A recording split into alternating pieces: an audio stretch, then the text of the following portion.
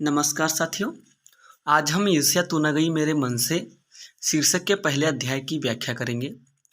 पहला अध्याय कुछ इस तरह से आपको देखने को मिल जाएगा। आपकी जानकारी के लिए बताता चलूँ, यहाँ स्क्रीन पर हमने लाइनें नहीं खींची हैं, लेकिन आपके किताब में या क्वेश्चन पेपर जो होगा उसमें नीचे लाइनें खींची हुई रहेंगी, जिसे आप ऐसे पढ़ सकते हैं।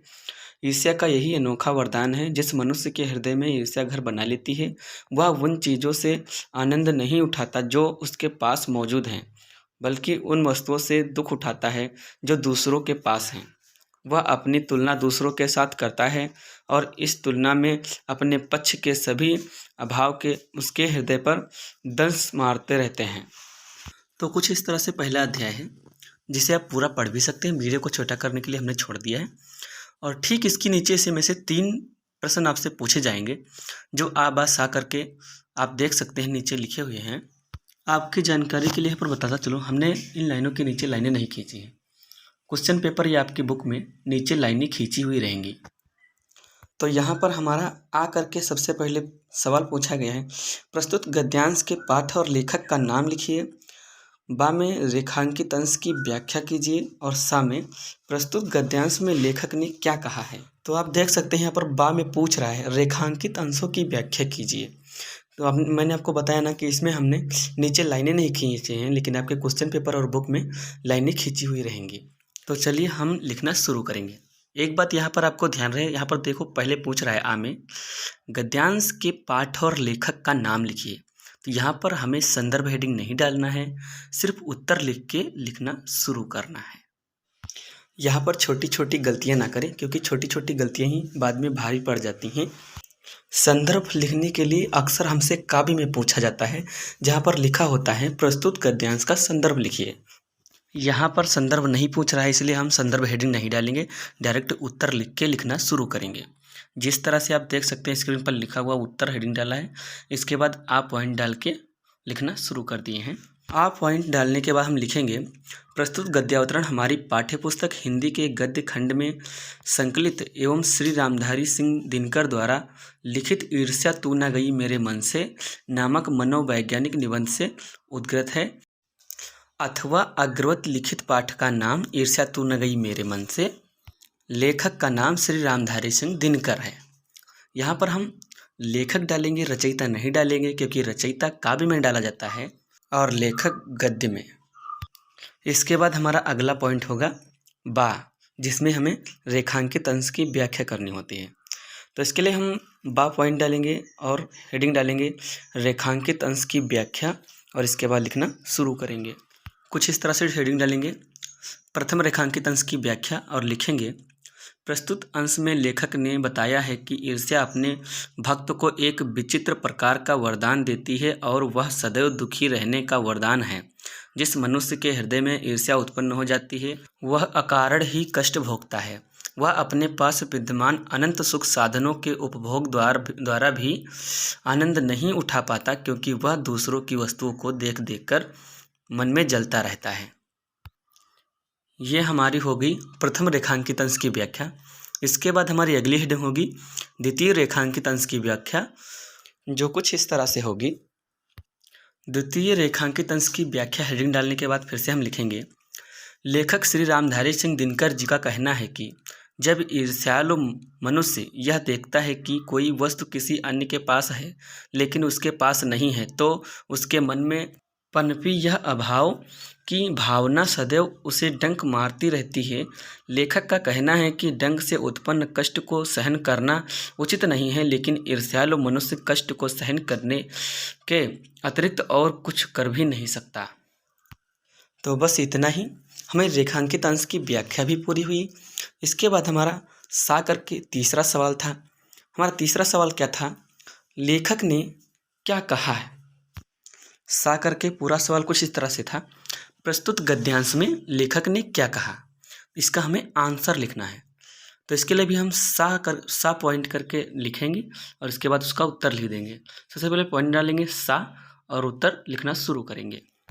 कुछ इस तरह से पॉइंट नंबर सा डालेंगे और लिखेंगे, प्रस्तुत गद्यांश में लेखक ने ईर्ष्या से उत्पन्न पीड़ा का वर्णन किया है और कहा है कि ईर्ष्यालु व्यक्ति सदा दुखी रहता है।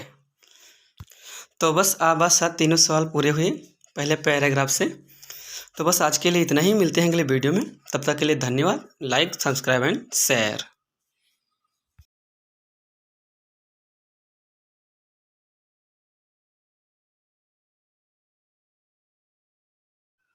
नमस्कार साथियों, आज हम ईर्ष्या तू ना गई मेरे मन से नामक पाठ के तीसरे अध्याय की व्याख्या करेंगे, जिसकी लाइनें कुछ इस तरह से आपको मिल जाएंगी। ईर्ष्या की बड़ी बेटी का नाम निंदा है। जो व्यक्ति ईर्ष्यालु होता है वही बुरे किस्म का निंदक भी होता है। दूसरों को निंदा वह इसलिए करता है कि इस प्रकार दूसरे लोग, जनता अथवा मित्रों की आंखों से गिर जाएंगे और जो स्थान रिक्त होगा उस पर मैं अनायास ही बैठा दिया जाऊंगा। तो कुछ इस तरह से लाइनें हैं। यहाँ पर आपको एक बात बताता चलूँ, हमने इन लाइनों के नीचे रेखाएं नहीं खींची हैं, लेकिन जब आपको क्वेश्चन पेपर या बुक में देखेंगे तो वहाँ पर लाइनें खींची हुई रहेंगी। तो कुछ इस तरह से आपका तीसरा अध्याय होगा, जिसके ठीक नीचे आपसे 3 प्रश्न पूछे जाएंगे आ बा सा करके। आ में पूछा जाएगा प्रस्तुत गद्यांश के पाठ और लेखक का नाम लिखिए। बा में रेखांकित अंश की व्याख्या कीजिए। और सा में ईर्ष्यालु व्यक्ति दूसरों की निंदा क्या सोच कर करता है। ये 3 सवाल आपसे पूछे जाएंगे, जिसका आपको आंसर लिखना होता है। तो चलिए, इसके लिए हम सबसे पहले पॉइंट नंबर आ डालेंगे और इसका आंसर लिखेंगे। तो कुछ इस तरह से उत्तर हेडिंग डालेंगे और इसके बाद आ पॉइंट डालेंगे और लिखेंगे प्रस्तुत गद्यावतरण हमारी पाठ्यपुस्तक हिंदी के गद्य खंड में संकलित एवं श्री रामधारी सिंह दिनकर द्वारा लिखित ईर्ष्या तू ना गई मेरे मन से नामक मनोवैज्ञानिक निबंध से उद्गृत है, अथवा अग्रवत लिखित पाठ का नाम ईर्ष्या तू ना गई मेरे मन से, लेखक का नाम श्री रामधारी सिंह दिनकर जी है। ये हो गया मेरे पाठ और लेखक का नाम। एक बात का यहाँ पर हमेशा ध्यान रखना, संदर्भ हेडिंग नहीं डालना है, क्योंकि अगर हमसे संदर्भ पूछा है तो हेडिंग डालें, अन्यथा हेडिंग ना डालें। तो ये हमारे पाठ और लेखक का नाम हो गया। और इसके बाद हमारी अगली हेडिंग थी बा करके। बा में हमसे पूछा गया था रेखांकित अंश की व्याख्या कीजिए। रेखांकित अंश का मतलब जिन लाइनों के नीचे लाइनें खींची होती हैं उन लाइनों की हमें हिंदी व्याख्या करनी होती है। तो चलिए, इसके लिए सबसे पहले हम बा पॉइंट डालेंगे और उसकी व्याख्या करना शुरू करेंगे। अब यहाँ पर हम उत्तर करके बा पॉइंट डालेंगे और लिखेंगे रेखांकित अंश की व्याख्या। ये हेडिंग डालेंगे रेखांकित अंश की व्याख्या, क्योंकि हमसे रेखांकित अंश की व्याख्या करने के लिए पूछा है, तो हम हेडिंग डालेंगे रेखांकित अंश की व्याख्या। इसके बाद लिखना शुरू करेंगे। इसके बाद लिखेंगे दिनकर जी का मत है कि जैसे ही हमारे मन में ईर्ष्या की भावना जन्म लेती है, वैसे ही निंदा की भावना भी उत्पन्न हो जाती है। इसलिए निंदा को ईर्ष्या की बड़ी बेटी अथवा पहली संतान कहा गया है।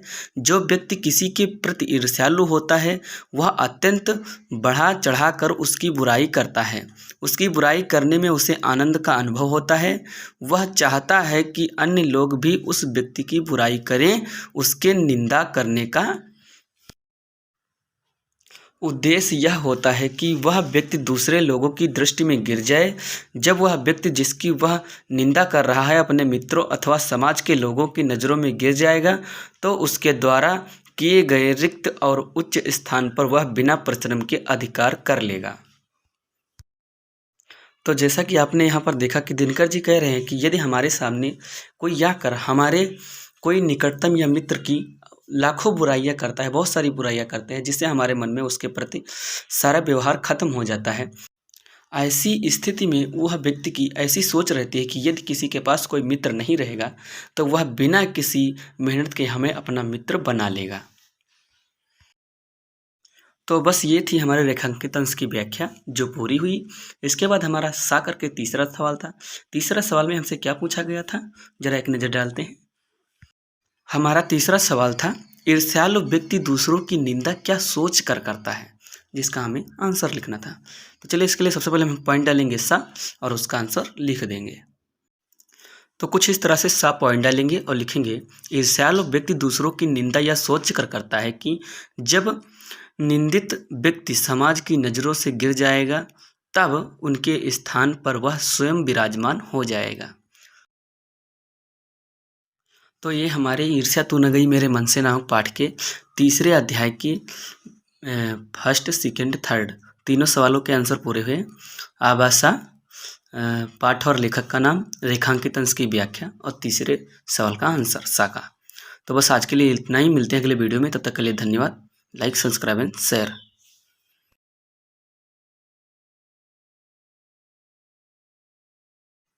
नमस्कार साथियों, आज हम ईर्ष्या तू न गई मेरे मन से नामक शीर्षक के चौथे अध्याय की व्याख्या करेंगे। चौथा अध्याय कुछ इस तरह से आपके स्क्रीन बोर्ड पर मिल जाएगा, जिसकी लाइनें कुछ इस तरह से होंगी। मगर ऐसा न आज तक हुआ और न होगा। दूसरों को गिराने की कोशिश तो अपने को बढ़ाने की कोशिश नहीं कही जा सकती। एक बात और है कि संसार में कोई भी मनुष्य निंदा से नहीं गिरता। उसके पतन का कारण सद्गुणों का हस्र होता है। इसी प्रकार कोई भी मनुष्य दूसरों की निंदा करने से अपनी उन्नति नहीं कर सकता। उन्नति तो उसकी तभी होगी जब वह अपने चरित्र को निर्मल बनाए तथा अपने गुणों का विकास करे। तो कुछ इस तरह से आपको चौथा अध्याय देखने को मिल जाएगा।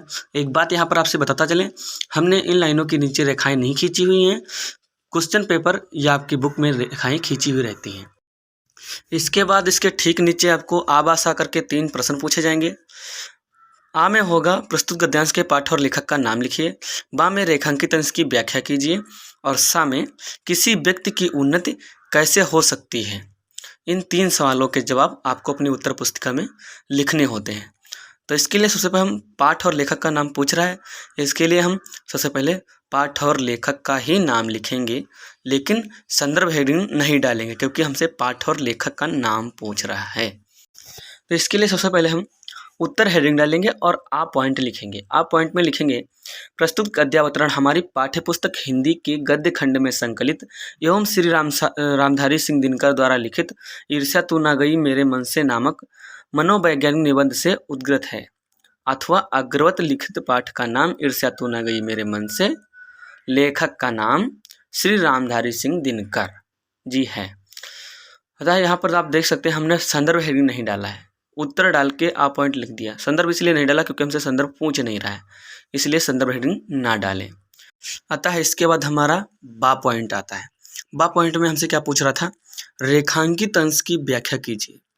तो एक बात आपसे बताता चलूँ, वहाँ पर बड़ा पैराग्राफ होगा लेकिन उसमें कुछ ही लाइनों के नीचे रेखाएं खींची रहेंगी, जिन लाइनों की आपको हिंदी व्याख्या करनी होती है।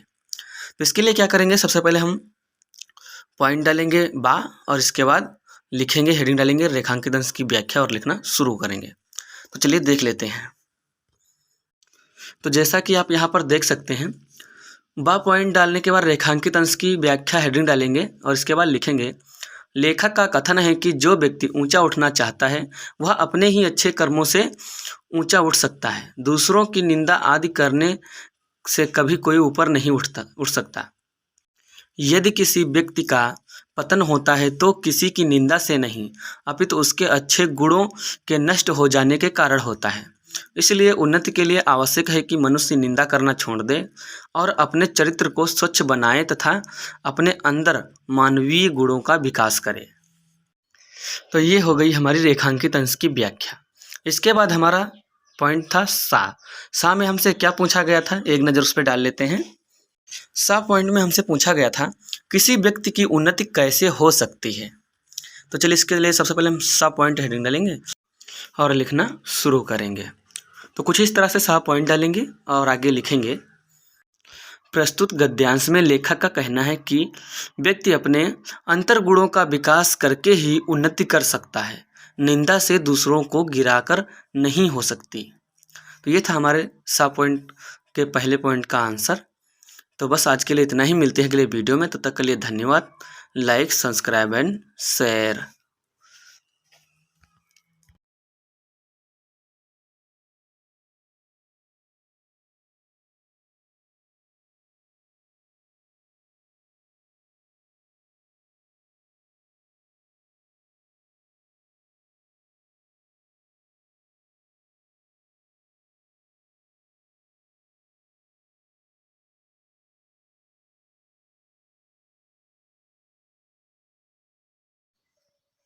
तो आज का सवाल है अभिनेत्र लेंस क्या है, वर्णन कीजिए। या फिर आपको इस तरह से पूछ सकता है अभिनेत्र लेंस क्या है, वर्णन कीजिए, या अभिनेत्र लेंस की परिभाषा लिखिए, या अभिनेत्र लेंस पर टिप्पणी कीजिए।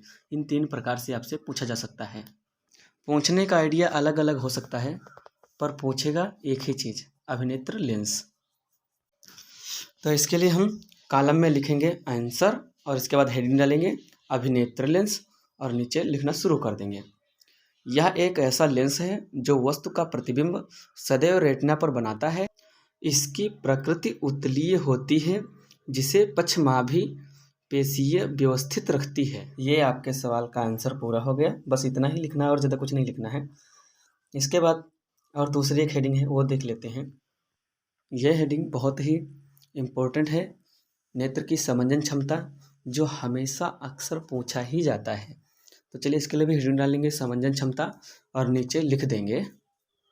अतः यहाँ पर याद रहे, अगर सवाल में समंजन क्षमता पूछा गया है तो ही लिखें, अन्यथा ना लिखें। तो चलिए शुरू करते हैं। अभिनेत्र लेंस अपनी फोकस दूरी को वस्तु की दूरी के अनुरूप समायोजित कर लेता है ताकि प्रतिबिंब रेटिना पर बन सके। इसे अभिनेत्र लेंस की समंजन क्षमता कहते हैं। अतः अगर आपसे पूछता है नेत्र की समंजन क्षमता की परिभाषा लिखिए, तो उस जगह पे आपको यही लिखना है। तो बस आज के लिए इतना ही, मिलते हैं अगले वीडियो में। तब तक के लिए धन्यवाद। Like, subscribe and share.